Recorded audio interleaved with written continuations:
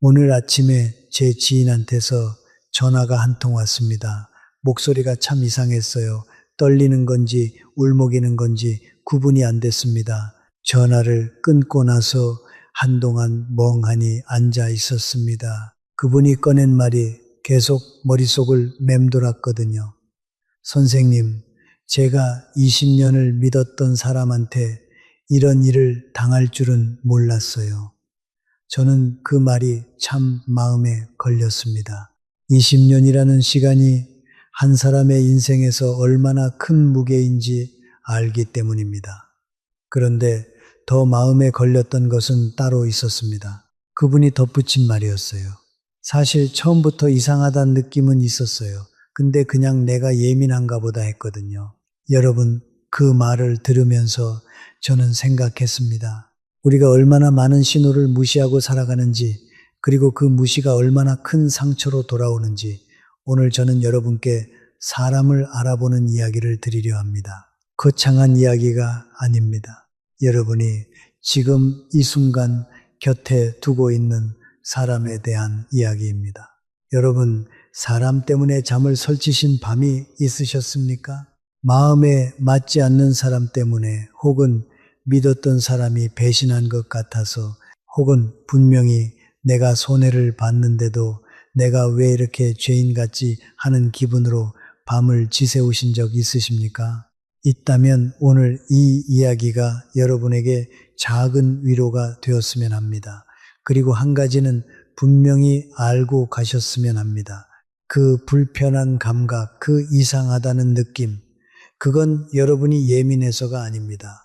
오래 살아오면서 여러분의 마음이 쌓아온 지혜입니다. 그 지혜를 오늘부터는 무시하지 마십시오. 관계라는 것은 몸의 상처와 다릅니다. 몸이 베이면 피가 보이고 아프다는 것을 바로 압니다. 그런데 마음의 상처는 겉으로 피가 보이지 않습니다. 그래서 더 늦게 깨닫습니다. 더구나 나이가 드실수록 우리는 사람을 좋게 보려는 마음이 몸에 배어 있습니다. 오래 알고 지냈다는 이유로, 이웃이라는 이유로, 같은 모임이라는 이유로 불편한 말을 꺼냈다가 사이가 틀어질까봐 참고 넘깁니다. 그런데 바로 그 참고 넘기는 습관이 어떤 사람에게는 여러분을 만만하게 만드는 신호가 되기도 합니다. 그래서 오늘 저는 여러분이 다시는 사람 때문에 피눈물 흘리지 않도록 겉모습이 아니라 본색을 알아보는 기준을 말씀드리려 합니다. 위험한 사람은 처음부터 위험하게 보이지 않습니다. 오히려 살갑습니다. 말투가 친절하고 내 형편을 살피는 듯하고 내가 힘들 때 위로도 해줍니다. 그래서 우리는 믿습니다. 아, 이 사람은 괜찮은 사람이구나. 그런데 어느 날 아주 사소한 일상에서 예상치 못한 순간에 그 사람의 진짜 얼굴이 툭 튀어나옵니다. 사람의 본성은 꾸며낸 표정이 아니라 무의식적으로 새어나오는 반응 속에 숨어 있기 때문입니다. 큰 사건이 아니라 작은 순간에 드러납니다. 그 작은 순간이 반복되면 여러분 마음은 조금씩 달아갑니다. 이상하게 불편하고 만나고 나면 지치고 집에 돌아와서도 생각이 끊기지 않습니다. 그런데도 우리는 스스로를 다독입니다. 내가 예민한가, 내가 너무 까다로운가? 아닙니다. 여러분의 감각은 틀리지 않습니다. 다만 그 감각을 믿지 못하게 만드는 정칭과 미안함이 우리 안에 너무 커졌을 뿐입니다. 정약용 선생이 18년의 유배 생활 동안 가장 뼈저리게 느낀 것이 있다고 했습니다. 평소에 형제처럼 지내던 이들이 권세가 사라지자 하루아침에 모르는 사람이 되었다는 것. 심지어 빌려준 돈을 받아내겠다고 독촉하는 이도 있었다고 하지요. 그분은 그 긴 유배의 시간 동안 사람의 본성을 해부하듯 관찰했습니다. 그리고 결론을 하나 남겼습니다. 사람의 진짜 얼굴은 잘 될 때가 아니라 어려울 때 나온다. 저는 오늘 그 결론을 여러분과 함께 나누고 싶습니다. 오늘 저는 여러분께 즉시 거리를 두셔야 할 사람의 모습 7가지를 말씀드리겠습니다. 7가지가 서로 다르게 보이지만 뿌리는 하나입니다. 상대를 사람으로 보지 않는 태도입니다. 상대의 마음과 존엄을 존중하지 않고 필요와 감정만 앞세우는 태도입니다. 그래서 그들 곁에 있으면 여러분은 점점 작아집니다. 말이 줄고 눈치를 보고 책임을 대신 지고 마음이 달아갑니다. 자, 그럼 시작하겠습니다. 첫 번째 모습입니다. 잘못을 절대 인정하지 않는 사람입니다. 여러분, 실수는 누구나 합니다. 나이와 상관없이 아무리 똑똑한 사람도 실수를 합니다. 중요한 것은 실수 자체가 아니라 그 다음입니다. 미안합니다. 한마디가 관계를 살립니다. 인정하고 고치면 그 실수는 오히려 신뢰를 깊게 만들기도 합니다. 그런데 어떤 사람은 그 한마디를 끝내하지 않습니다. 분명히 본인이 날짜를 잘못 잡았고 본인이 확인을 하지 않았고 본인이 착각했는데도 입에서 나오는 말은 늘 똑같습니다. 그 앱이 이상했어. 네가 정확히 말 안 했잖아. 요즘 내가 정신이 없었어. 말이 길어지고 설명이 많아지고 결론은 항상 하나입니다. 내 잘못이 아니다. 이 사람에게는 사실이 중요한 게 아닙니다. 자기 체면이 더 중요합니다. 내가 틀릴 수 있다는 사실을 견디지 못합니다. 틀렸다는 말이 곧 내가 부족한 사람이라는 판결처럼 느껴지기 때문입니다. 문제는 여기서 끝나지 않습니다. 이런 사람과 가까이 지내면 여러분이 이상한 역할을 맡게 됩니다. 원래는 그 사람이 사과해야 하는 상황인데 어느새 여러분이 사과하게 됩니다. 내가 좀 더 확인했어야 했는데 내가 괜히 말했나 이런 말이 입에서 나오기 시작합니다. 잘못은 저쪽인데 죄책감은 이쪽이 챙깁니다. 이것이 반복되면 여러분은 점점 자신감을 잃습니다. 내가 뭘 해도 불편한 일이 생기는 것 같고 내가 늘 부족한 사람인 것 같고 결국 말수를 줄이게 됩니다. 갈등이 생길까봐 조심하고 또 조심합니다. 그러다 어느 날 관계가 아니라 관리가 되어버립니다. 상대의 기분을 맞추는 관리, 상대의 책임을 대신 짊어지는 관리 말입니다. 여러분, 그건 우정도 아니고 인간관계도 아닙니다. 그건 희생입니다. 정약용 선생은 잘못을 인정하는 것이 진짜 용기라는 뜻의 가르침을 남겼습니다. 저는 이 말을 관계의 기준으로 삼아야 한다고 봅니다. 실수를 인정하지 못하는 사람은 성장할 수 없습니다. 배울 일이 없기 때문입니다. 모든 일이 남 탓이니 스스로 고칠 이유도 없습니다. 같은 실수를 반복하고 매번 다른 핑계를 붙일 뿐입니다. 그리고 그 반복의 비용은 누가 치르느냐? 옆에 있는 사람이 치릅니다. 가장 가까운 사람이 치릅니다. 여러분이 치릅니다. 그래서 저는 여러분께 묻고 싶습니다. 지금 여러분 곁에 명백한 잘못 앞에서도 미안하다는 말 한마디를 못하는 사람이 있습니까? 그 사람이 여러분의 마음을 존중하는 사람일까요? 존중은 말이 아니라 태도에서 나옵니다.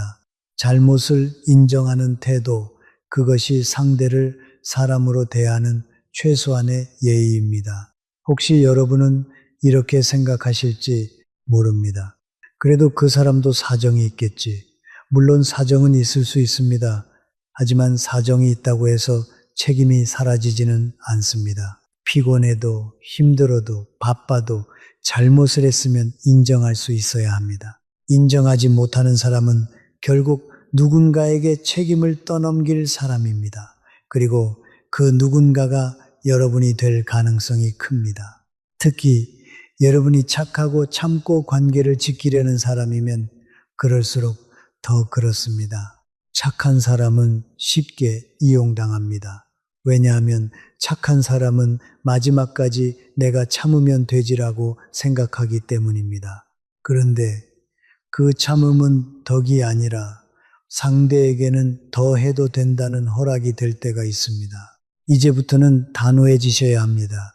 관계는 노력으로만 유지되는 것이 아닙니다. 서로 책임을 나눌 때 유지됩니다. 한쪽이 계속 인정하지 않으면 관계는 기울어집니다. 여러분 마음 한구석에서 이상하다고 느껴지는 기운이 있을 때 그 불편함을 존중하십시오. 내가 예민한 게 아니라 내 마음이 지금 위험을 느끼는구나 이렇게 받아들이십시오. 자, 이제 두 번째 모습입니다. 남의 비밀을 함부로 말하고 다니는 사람입니다. 이건 겉으로는 친절하고 따뜻해 보여도 속으로는 관계를 깨뜨리는 가장 위험한 습관입니다. 왜냐하면 비밀이란 것은 한번 새어나가면 다시는 원래 자리로 돌아오지 않기 때문입니다. 우리는 살면서 누구나 마음이 무너지는 순간이 있습니다. 가족 문제, 자식 문제, 건강 문제, 돈 문제, 이런 이야기는 아무에게나 꺼낼 수 없습니다. 그래서 어렵게 한 사람을 선택합니다. 너한테만 말하는 거야. 정말 부탁인데 비밀로 해줘. 그 말 속에는 단순한 정보 전달이 아니라 신뢰를 맡기는 마음이 들어 있습니다. 그런데 어떤 사람은 그 신뢰를 관심을 끄는 재료로 바꿔버립니다. 아주 자연스럽게, 아주 가볍게 걱정이 돼서 조언을 구하려고 나쁜 뜻이 아니라 이렇게 말하면서요. 하지만 여러분, 비밀을 흘리는 순간부터 이미 나쁜 뜻이 시작된 겁니다. 뜻이 나쁘냐, 좋으냐가 중요한 게 아닙니다. 결과가 상대를 다치게 하면 그건 나쁜 행동입니다. 비밀을 퍼뜨리는 사람들의 특징이 하나 있습니다. 말이 길고 설명이 많습니다. 정작 중요한 핵심인 미안함에는 빠져 있습니다. 한 명한테만 살짝 물어봤어라고 하지만 며칠 지나 보면 그 한 명이 둘이 되고 셋이 되고 어느새 동네 전체가 압니다. 그리고 그 과정에서 비밀은 변형됩니다. 원래는 명절 준비로 말다툼이 있었다가 며느리가 시어머니를 무시한다가 됩니다. 심지어 없던 말이 붙고 감정이 과장되고 누군가의 상상이 사실인 것처럼 굳어집니다. 이렇게 되면 가장 고통받는 사람은 누구입니까? 비밀을 털어놓은 당사자입니다. 마음이 무너져서 어렵게 꺼낸 이야기가 하루아침에 남의 입에서 가십이 되어 돌아오니까요. 왜 이런 일이 생길까요? 어떤 사람은 타인의 비밀을 지키는 것을 무거운 일로 느낍니다. 반면 어떤 사람은 타인의 비밀을 가벼운 소재로 느낍니다. 여기서 인간의 차이가 납니다. 비밀을 무겁게 여기는 사람은 상대의 마음을 먼저 생각합니다. 이 이야기는 그 사람에게 아픈 이야기다. 내가 지켜야 한다. 이렇게 느낍니다. 하지만 비밀을 가볍게 여기는 사람은 다르게 느낍니다. 이 이야기하면 사람들이 나를 주목하겠지. 내가 정보가 많은 사람으로 보이겠지. 결국 비밀은 그들에게 자기 존재감을 높이는 도구가 됩니다. 여러분이 꼭 기억하셔야 할 문장이 있습니다. 남의 비밀을 여러분에게 쉽게 말하는 사람은 여러분의 비밀도 쉽게 말합니다. 이것은 예외가 거의 없습니다. 처음에는 달콤하게 말합니다.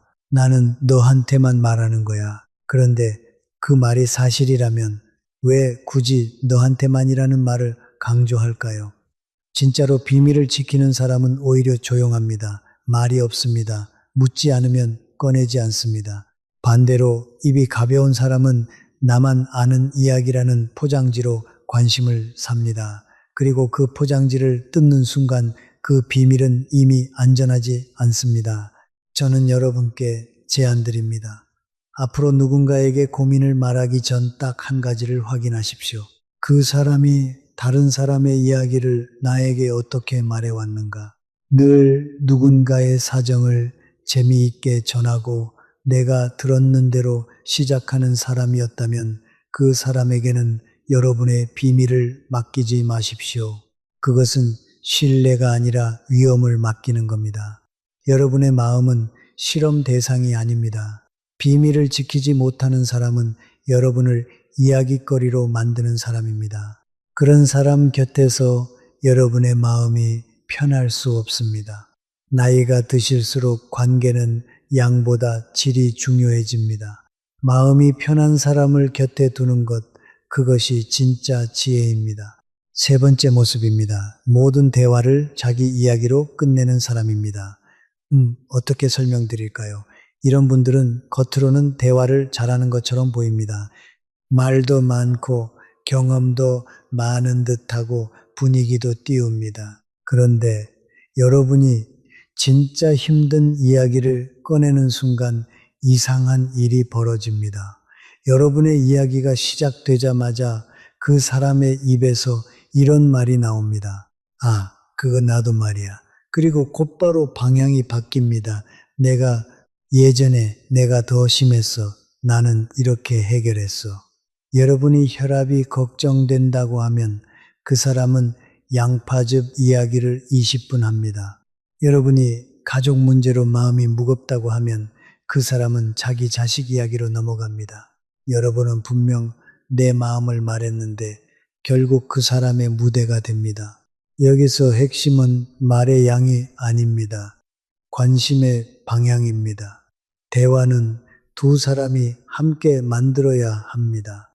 그런데 어떤 사람은 대화를 상대 마음을 만나는 자리가 아니라 자기를 드러내는 자리로만 씁니다. 그러면 여러분은 어떻게 됩니까? 점점 말이 줄어듭니다. 어차피 말해봤자 끊길 거 합니다. 어차피 말해봤자 나더러 덮일 거 합니다. 결국 여러분은 듣는 사람, 맞장구 치는 사람, 고개 끄덕이는 사람으로 굳어집니다. 그리고 집에 돌아오면 더 공허해집니다. 친구를 만났는데도 마음이 채워지지 않았기 때문입니다. 오히려 내가 왜 만났지? 라는 생각이 들고 만남이 부담이 됩니다. 이런 사람들은 공감이 부족합니다. 공감이란 상대의 감정을 따라가며 지금 당신이 힘들겠구나를 느끼는 능력입니다. 그런데 공감이 부족한 사람은 상대의 감정을 느끼지 못하고 정보를 처리만 합니다. 혈압이 높다 그러면은 해결책을 말해야지 이렇게 생각합니다. 그래서 위로 대신 처방을 내놓고 질문 대신 자기 경험을 늘어놓습니다. 문제는 여러분이 원하는 것이 해결책이 아닐 때가 많다는 겁니다. 사람은 종종 해결보다 이해가 필요합니다. 그래, 많이 걱정됐겠구나. 그 마음이 힘들었겠다. 이 한마디가 사람을 살립니다. 그런데 자기 이야기로 끝내는 사람은 그 한마디를 못합니다. 아니, 그 한마디의 가치를 모릅니다. 더 무서운 특징이 있습니다. 이런 사람들은 대화를 경쟁으로 만들어버립니다. 여러분이 무릎이 아프다 하면 나는 더 아파로 갑니다. 여러분이 요즘 힘들다 하면 나도 옛날에 더 힘들었어가 됩니다. 여러분의 기쁨도 마찬가지입니다. 좋은 일이 있었다 하면 나는 더 큰 일이 있었어로 덮어버립니다. 그러면 여러분은 어떤 감정을 배우게 됩니까? 기쁨도 말하지 못하고 슬픔도 말하지 못합니다. 결국 그 사람 앞에서 여러분의 감정은 점점 숭괴됩니다. 관계가 깊어지는 게 아니라 여러분이 줄어드는 관계가 됩니다.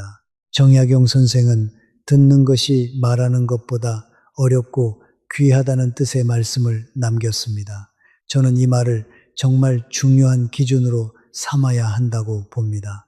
말하는 것은 누구나 합니다. 하지만 들어주는 것은 아무나 못합니다. 들어준다는 것은 상대의 말이 끝날 때까지 기다리는 인내이고 상대의 감정을 존중하는 태도이며 내가 지금 더 말하고 싶은 욕구를 잠시 내려놓는 절제입니다. 이 절제가 없는 사람은 결국 관계에서 상대를 사람으로 만나지 못하고 내가 비추는 거울로만 사용하게 됩니다. 여러분, 한번 이렇게 생각해 보십시오.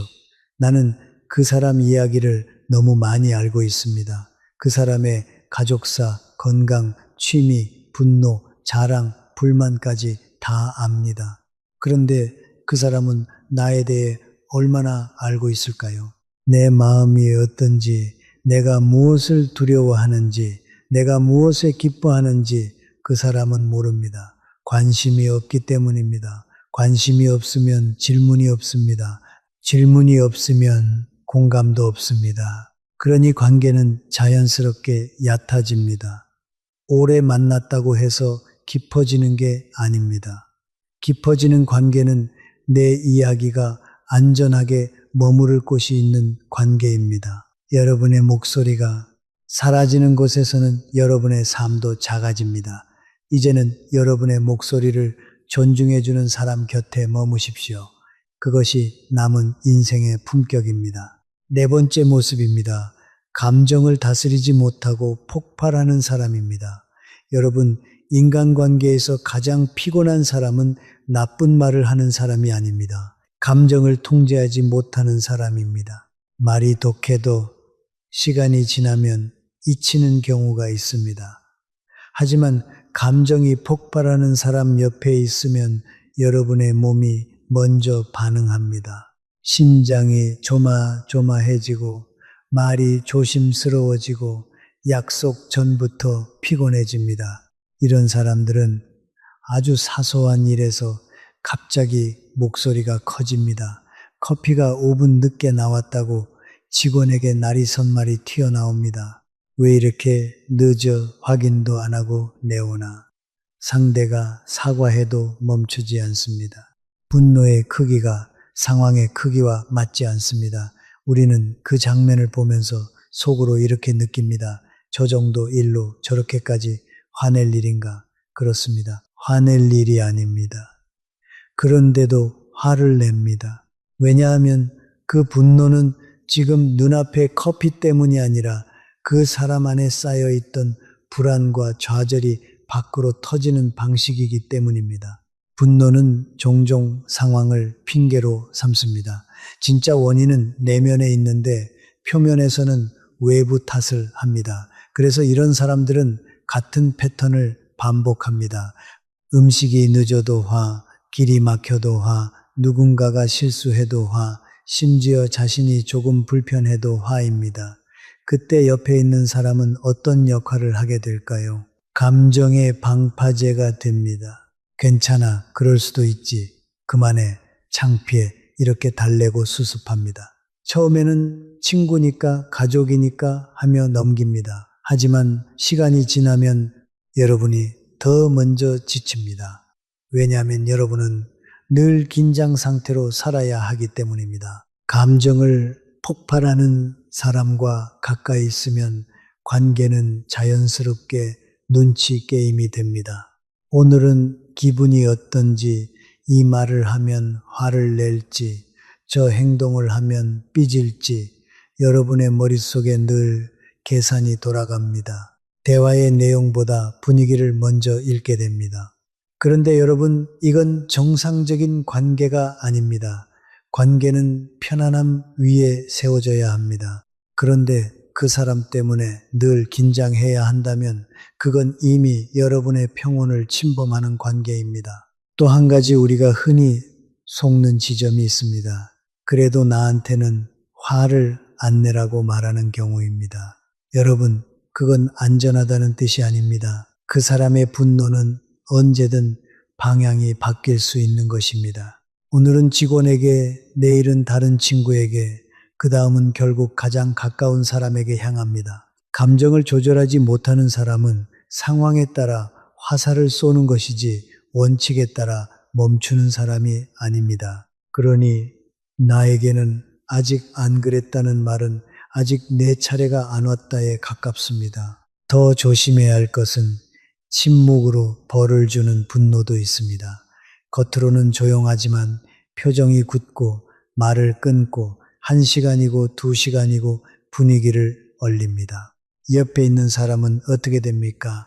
계속 불안합니다. 내가 뭘 잘못했나, 언제 풀리나 하며 눈치를 봅니다. 이것도 폭력입니다.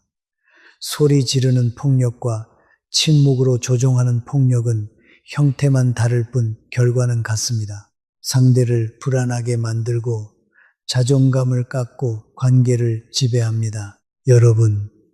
여러분은 누군가의 감정 쓰레기통이 아닙니다.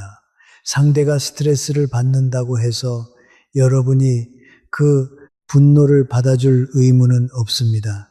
상대가 기분이 나쁘다고 해서 여러분이 하루 종일 죄인이 될 이유도 없습니다. 관계는 서로를 편안하게 해야 합니다.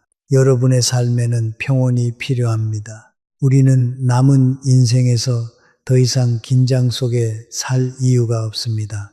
늘 눈치 보며 만나는 관계보다 혼자 편안한 시간이 훨씬 낫습니다. 혼자가 외로운 게 아니라 불안한 관계가 사람을 더 외롭게 만듭니다. 다섯 번째 모습입니다. 사소한 역할만 맡아도 갑자기 군림하려 드는 사람입니다.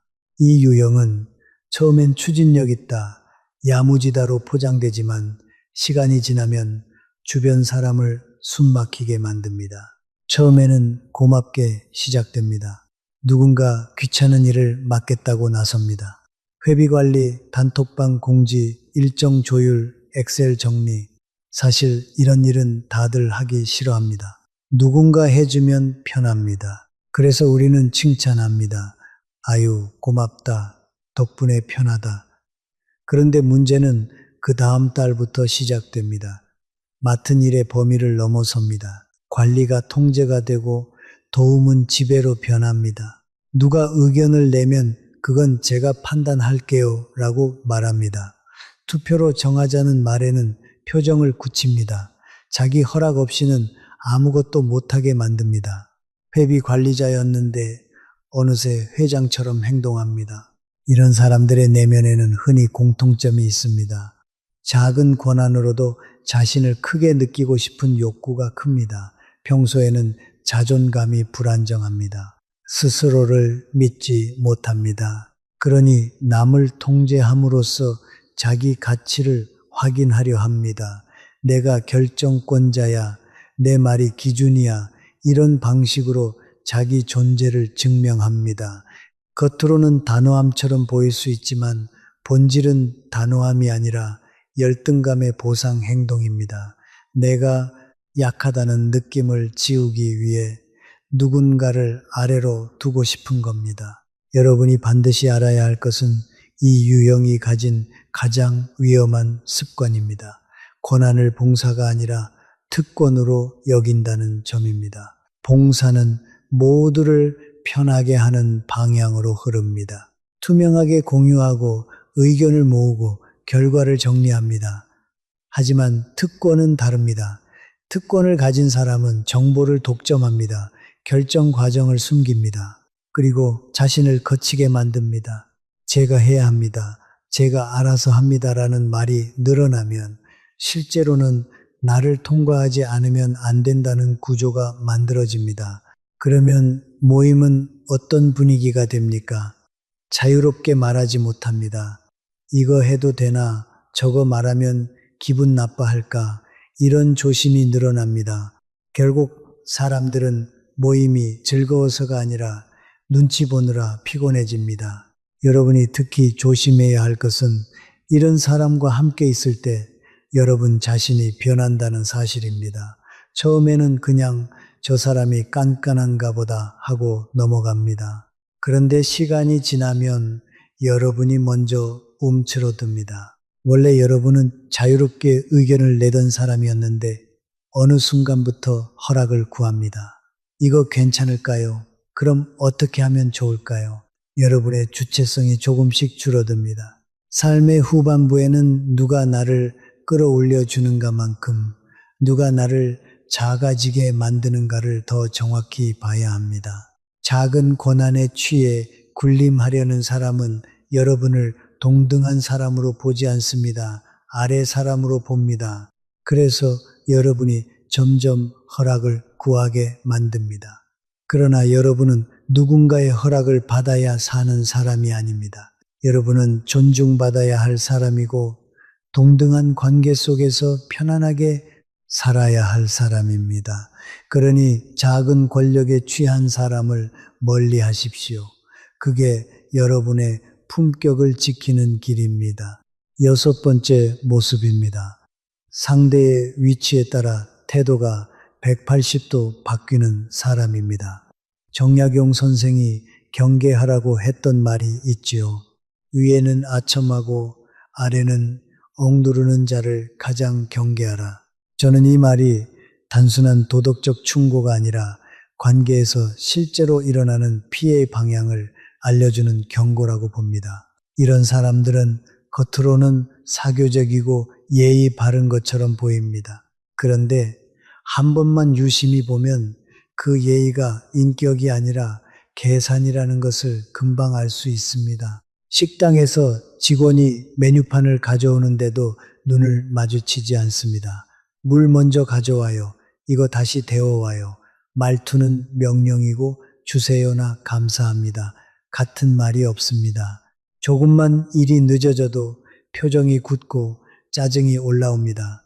그런데 더 소름 돋는 장면은 그 다음에 나옵니다. 우연히 그 장소에서 윗사람으로 보이는 누군가를 만나는 순간 그 사람의 얼굴이 바뀝니다. 목소리가 부드러워지고 미소가 환해지고 고개를 깊이 숙입니다. 조금 전까지 직원에게 날카롭던 사람이 맞나 싶을 정도입니다. 여러분, 이 변화는 단순한 예의가 아닙니다. 예의는 누구에게나 같습니다. 진짜 예의는 상황에 따라 바뀌지 않습니다. 그런데 태도가 바뀌는 사람은 관계를 사람 대 사람으로 보지 않습니다. 관계를 위아래로 나눕니다. 도움이 되는 사람인가, 도움이 안 되는 사람인가, 내게 이익이 되는 사람인가, 이익이 없는 사람인가. 여러분이 이 유형을 특히 경계해야 하는 이유가 있습니다. 이 사람은 지금은 여러분에게 친절할 수 있습니다. 왜냐하면 지금 여러분이 괜찮은 위치에 있고 도움이 될 수 있는 사람으로 보이기 때문입니다. 하지만 여러분이 힘들어지는 순간, 여러분이 더 이상 쓸모가 없다고 판단되는 순간 태도는 바뀝니다. 지금의 친절은 인격에서 나온 것이 아니라 조건에서 나온 것이기 때문입니다. 조건이 바뀌면 친절도 사라집니다. 그러니 우리는 한 가지를 반드시 확인해야 합니다. 그 사람이 나에게 잘해주는가가 아니라 아무 이득이 없는 사람에게도 잘하는가입니다. 높은 사람 앞에서 예의 바른 건 쉽습니다. 칭찬도 받을 수 있고 얻을 것도 있습니다. 하지만 아무런 이익이 없는 사람에게도 같은 존중을 보이는 것은 어렵습니다. 그래서 바로 거기서 인격이 드러납니다. 식당 직원, 청소하시는 분, 경비원, 택배기사, 콜센터, 상담원, 이런 분들에게 무례한 사람은 여러분에게도 결국 무례해질 사람입니다. 처음엔 여러분에게만 예외로 친절할 수 있습니다. 그러나 그건 예외가 아니라 기간 한정 서비스입니다. 여러분, 이런 사람과 오래 지내면 여러분도 상처를 입지만 더 무서운 건 여러분의 가치관이 흔들린다는 겁니다. 세상은 원래 그래 강한 사람이 이기는 거야 이런 말이 입에 붙기 시작합니다. 그리고 어느 순간 여러분도 누군가에게 무례해질 수 있습니다. 인간은 옆에 있는 사람의 온도를 닮아가기 때문입니다. 그래서 우리는 단지 나에게 피해를 주는가만 보지 말고 내가 어떤 사람이 되게 만드는가를 봐야 합니다. 약자를 무시하는 사람 곁에 있으면 여러분의 마음도 거칠러지고 삶이 피곤해집니다. 그러니 말이 아니라 장면을 보십시오. 약자 앞에서 드러나는 태도, 그게 그 사람의 진짜 얼굴입니다. 자, 이제 7번째 마지막 모습입니다. 부탁을 거절하면 태도가 돌변하는 사람입니다. 사람의 진심은 잘해줄 때보다 거절했을 때 더 선명하게 드러납니다. 기분 좋을 때 친절한 건 어렵지 않습니다. 문제는 상대가 원하는 대로 되지 않을 때입니다. 그 순간에도 존중이 유지되는가? 아니면 태도가 확 바뀌는가? 어떤 사람이 꾸준히 여러분을 챙깁니다. 불을 먹고 과일을 가져오고 반찬도 나눠주고 혼자 있으면 심심하지 않냐고 마음까지 써줍니다. 여러분은 고맙습니다. 이렇게까지 안 해도 된다고 말해도 그 사람은 웃으며 말합니다. 좋아서 하는 거야. 이 말이 참 따뜻하게 들립니다. 그래서 우리는 믿습니다. 아, 이 사람은 정말 정이 많은 사람이구나. 그런데 시간이 지나 그 사람이 조심스럽게 한 가지를 꺼냅니다. 명의를 빌려달라거나 보증을 서달라거나 돈을 잠깐 빌려달라거나 누군가에게 부탁을 전해달라거나 그 부탁은 겉으로는 작아 보이지만 여러분 인생을 흔들 수 있는 부탁일 때가 많습니다. 여러분이 그 부탁을 거절합니다. 이유는 충분합니다. 원칙이 있고 가족과의 약속이 있고 살아오며 배운 교훈이 있기 때문입니다. 여러분은 미안하다고 말합니다. 마음은 있지만 어렵다고 말합니다. 그런데 바로 그 순간 그 사람의 표정이 바뀝니다.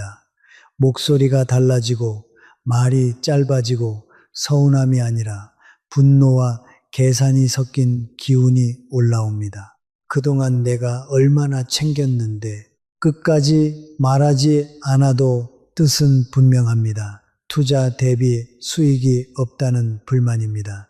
그리고 그 다음 날부터 연락이 뚝 끊깁니다. 여러분, 이 유형이 가장 무서운 이유는 친절이 믿음으로 쓰인다는 점입니다. 친절 자체는 좋은 것입니다. 우리는 친절한 사람에게 마음이 열립니다. 그런데 어떤 사람은